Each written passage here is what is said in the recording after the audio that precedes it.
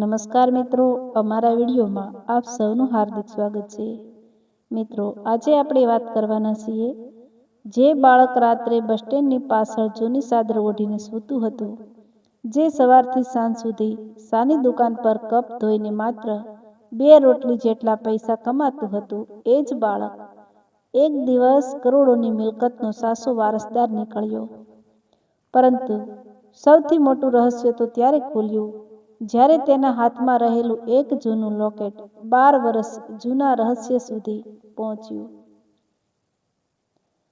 DNA report આવ્યો ત્યારે પોલીસથી લઈને વકીલ સુધી બધા ચોંકી ગયા. કારણ કે જેને આખું શહેર અનાથ સમજતું હતું તે શહેરના સૌથી મોટા કરોડપતિ પરિવારનો ખોવાયેલો દીકરો હતો. પરંતુ જ્યારે તેને ખબર પડી કે તેના નામે કરોડો રૂપિયા છે, ત્યારે તેને જે કહ્યું એ સાંભળીને ત્યાં હાજર દરેક વ્યક્તિની આંખોમાં આંસુ આવી ગયા. તેણે કહ્યું, મારે કરોડો રૂપિયા નથી જોઈતા, મને તો મારા મમ્મી પપ્પા જોઈએ છે. આખરે આ બાળક કોણ હતું? તે 12 વર્ષ પહેલા પોતાના પરિવારથી કેવી રીતે અલગ થયું હતું? અને કરોડોની મિલકત મળ્યા પછી તેણે એવું શું કર્યું કે આખું શહેર તેની સામે નતમસ્તક થઈ ગયું?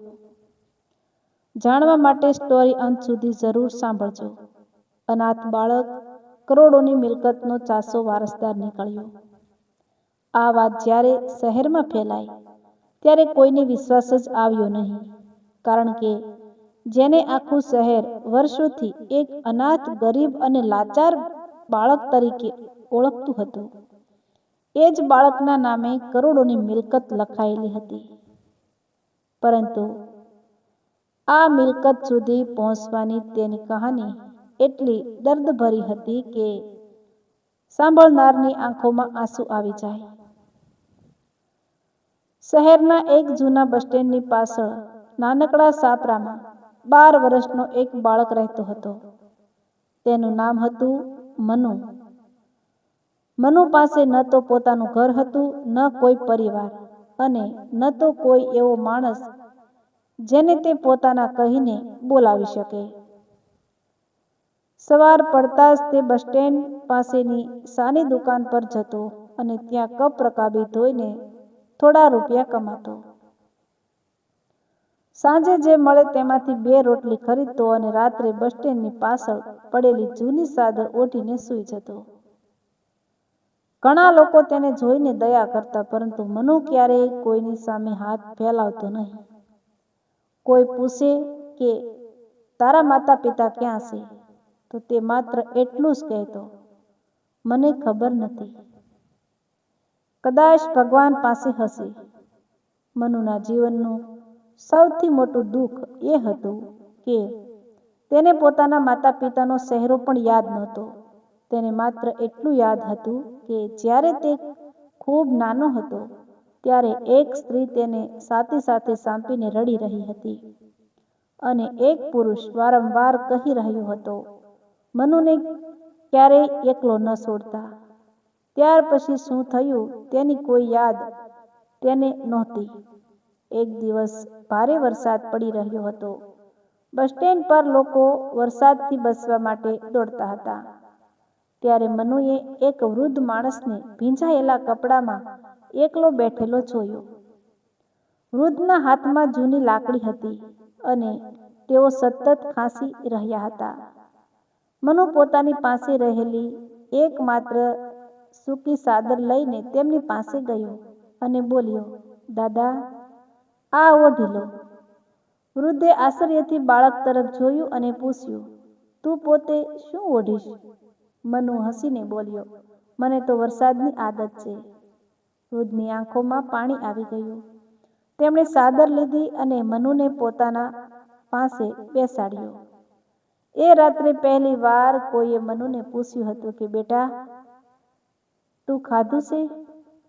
મનુએ માથું હલાવીને ના પાડી. વૃદ્ધે પોતાની થેલીમાંથી 2 રોટલી કાઢી અને બંનેએ અડધી અડધી વહેંચીને ખાધી. બીજા દિવસે પણ વૃદ્ધ બસ સ્ટેશન પર આવ્યા. પછી ત્રીજા દિવસે પણ આવ્યા. ધીમે ધીમે મનુ અને એ વૃદ્ધ વચ્ચે એક અજીબ લાગણીનું બંધન બની ગયું. વૃદ્ધનું નામ હતું દયાશંકરભાઈ. તેઓ શહેરના એક જૂના વેપારી હતા, પરંતુ છેલ્લા કેટલાક વર્ષોથી બીમારી અને એકલતાના કારણે બધાથી દૂર થઈ ગયા હતા. મનુને તેમની પાછળની સાચી ઓળખ ખબર નહોતી. દયાશંકરભાઈ પણ મનુને પોતાની ઓળખ વિશે ક્યારેય કંઈ કહેતા નહીં. એક દિવસ દયાશંકરભાઈએ મનુને પૂછ્યું, બેટા, તારી પાસે કોઈ કાગળ છે? તારો જન્મનો દાખલો, જૂનું સરનામું, કંઈ પણ? મનુએ માથું હલાવ્યું. કંઈ નથી દાદા. દયાશંકરભાઈ થોડીવાર મૌન રહ્યા અને પછી બોલ્યા, જો તને તારા ભૂતકાળ વિશે જાણવાની તક મળે તો જાણવીશે? મનુએ નિર્દોષતાથી કહ્યું, મારા ભૂતકાળમાં શું છે દાદા? હું તો અનાથ છું. દયાશંકરભાઈએ તેની આંખોમાં જોયું અને કહ્યું, ક્યારેક માણસ જે માને છે એ જ સત્ય હોય એવું નથી. એ દિવસ પછી દયાશંકરભાઈએ મનુ વિશે તપાસ શરૂ કરી. તેમણે શહેરની જૂની હોસ્પિટલમાં પૂછપરછ કરી, પોલીસ સ્ટેશનના રેકોર્ડ તપાસ્યા અને લગભગ 12 વર્ષ જૂના ગુમ થયેલા બાળકના કેસ શોધ્યા. ઘણા દિવસ સુધી કંઈ મળ્યું નહીં. એક સાંજે તેમને એક જૂની ફાઇલ મળી. ફાઇલમાં લખેલું હતું કે 12 વર્ષ પહેલા શહેરના એક મોટા ઉદ્યોગપતિ દંપતીનો 3 વર્ષનો દીકરો ગુમ થયો હતો. બાળકનું નામ હતું મનવ. પરિવારજનોએ પોલીસમાં ફરિયાદ કરી હતી, પરંતુ બાળક ક્યારેય મળ્યું નહોતું. દયાશંકરે ફોટો જોયો અને તેમના હાથ કંપી ઉઠ્યા. ફોટામાં 3 વર્ષનો નાનો મનવ હતો. તેના ગળામાં એક નાનકડું ચાંદીનું લોકેટ હતું. દયાશંકરભાઈએ તરત મનુને બોલાવ્યો અને પૂછ્યું, બેટા, તારી પાસે કોઈ જૂનું લોકેટ છે?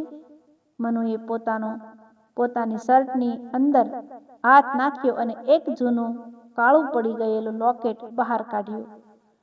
દયાશંકરભાઈની આંખોમાંથી આંસુ વહેવા લાગ્યા. લોકેટની પાછળ માત્ર 2 અક્ષર કોતરેલા હતા, મ. દયાશંકરે તરત જ એક જૂના જ્વેલર્સને બોલાવ્યો. જ્વેલરે લોકેટ જોઈને કહ્યું, આ સામાન્ય લોકેટ નથી. આ 12 વર્ષ પહેલા એક ખાસ ઓર્ડરથી બનાવવામાં આવ્યું હતું.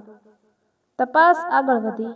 અંતે એક જૂના કર્મચારીની મદદથી ખબર પડી કે મનુનું સાચું નામ મનવ રાજેશભાઈ મહેતા હતું. તેના પિતા રાજેશભાઈ મહેતા શહેરના જાણીતા ઉદ્યોગપતિ હતા અને તેમના નામે કરોડોની મિલકત હતી. પરંતુ સૌથી મોટું રહસ્ય હજુ બાકી હતું. રાજેશભાઈ અને તેમની પત્ની નેહાબેન એક અકસ્માતમાં મૃત્યુ પામ્યા હતા જ્યારે તેમનો નાનો દીકરો ગુમ થઈ ગયો હતો.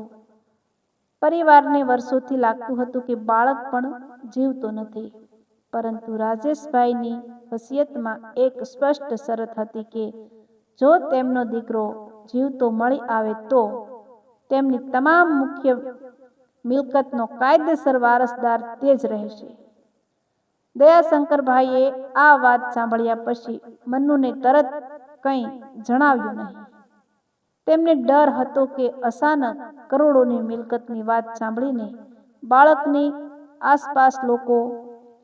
આસપાસ લોભી લોકો ભેગા થઈ જશે. તેમણે એક વિશ્વસનીય વકીલને બોલાવ્યો અને DNA તપાસની વ્યવસ્થા કરી. થોડા દિવસ પછી રિપોર્ટ આવ્યો. રિપોર્ટમાં સ્પષ્ટ હતું કે મનુ જ રાજેશભાઈ મહેતાનો પુત્ર મનવ હતો. આ સમાચાર સાંભળીને દયાશંકરભાઈની આંખોમાં ખુશીના આંસુ આવી ગયા. તેમણે મનુને પોતાની પાસે બેસાડ્યો અને કહ્યું, બેટા, આજે તને તારા માતા પિતા મળી ગયા. મનુએ આશ્ચર્યથી પૂછ્યું, મારા માતા પિતા ક્યાં છે? દયાશંકરભાઈ થોડા સમય સુધી બોલી શક્યા નહીં.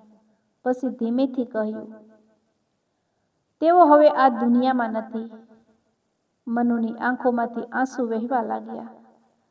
તેણે માત્ર એટલું કહ્યું, તો પછી મને કરોડો રૂપિયા નહીં જોઈએ દાદા, મને મારા મમ્મી પપ્પા જોઈએ. આ એક વાક્ય સાંભળીને ત્યાં દરેક વ્યક્તિની આંખો ભીની થઈ ગઈ.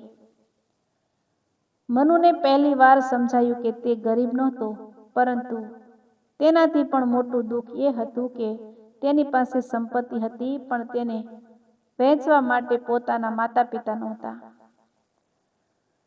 વકીલે તેને જણાવ્યું કે તેના નામે શહેરમાં 2 બંગલા, જમીન, કંપનીના શેર અને કરોડોની સંપત્તિ હતી.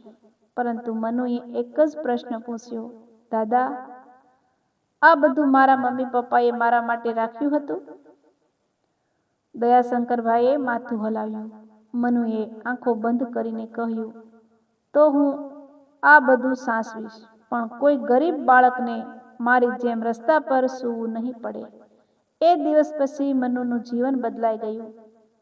તેને એક સારા ઘરમાં રાખવામાં આવ્યો, શિક્ષણ મળ્યું અને તેની દેખરેખ માટે વિશ્વાસુ લોકો રાખવામાં આવ્યા.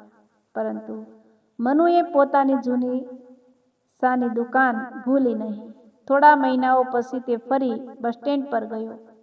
શાવાળાએ તેને જોઈને કહ્યું, અરે મનુ, હવે તો તું મોટો સાહેબ બની ગયો હશે. મનુ હસ્યો અને બોલ્યો, હું એ જ મનુ છું કાકા. પછી તેણે પોતાની સંપત્તિમાંથી એક મોટો ભાગ અનાથ બાળકો માટે ટ્રસ્ટમાં આપ્યો. બસ સ્ટેન્ડ પાસે એક નાનું આશ્રયગૃહ બનાવ્યું, જ્યાં કોઈ બાળક ભૂખ્યું ન સૂવે. એક દિવસ તેણે દયાશંકરને પૂછ્યું, દાદા, તમે મને કેમ શોધ્યો? દયાશંકરભાઈએ કહ્યું, કારણ કે તું મને વરસાદમાં ચાદર આપી હતી. મનુ હસ્યો અને બોલ્યો, એ તો બહુ નાની વાત હતી. દયાશંકરભાઈએ તેની આંખોમાં જોઈને કહ્યું, ના બેટા, દુનિયા તને કરોડોની મિલકતના વારસદાર તરીકે ઓળખે છે, પરંતુ મારા માટે તું એ દિવસથી જ કરોડપતિ હતો, જે દિવસે તારી પાસે પોતે ઓઢવા માટે કંઈ નહોતું, છતાં તું પોતાની ચાદર મને આપી હતી. મનુની આંખોમાંથી આંસુ આવી ગયા. તેણે દયાશંકરના પગે માથું મૂક્યું અને કહ્યું, મારા જીવનમાં જો કોઈ સાચો પરિવાર છે તો એ તમે છો. દયાશંકરભાઈએ તેને ઊભો કરીને ગળે લગાવી લીધો. બહાર વરસાદ પડી રહ્યો હતો, એ જ પ્રકારનો વરસાદ જે વર્ષો પહેલા મનુએ એકલો ભીંજવતો હતો. પરંતુ આજે તે એકલો નહોતો. તેની પાસે પરિવાર હતો, ઘર હતું અને કરોડોની સંપત્તિ હતી. છતાં તેના હૃદયમાં સૌથી મોટી સંપત્તિ એક જ હતી, માનવતા. અને કદાચ આ જ કારણ હતું કે જે બાળકની દુનિયા ક્યારેય અનાથ કહીને પસાર થઈ જતી હતી, એ જ બાળક એક દિવસ કરોડોની મિલકતનો નહીં, પરંતુ હજારો અનાથ બાળકોના આશાનો સાચો વારસદાર બની ગયો.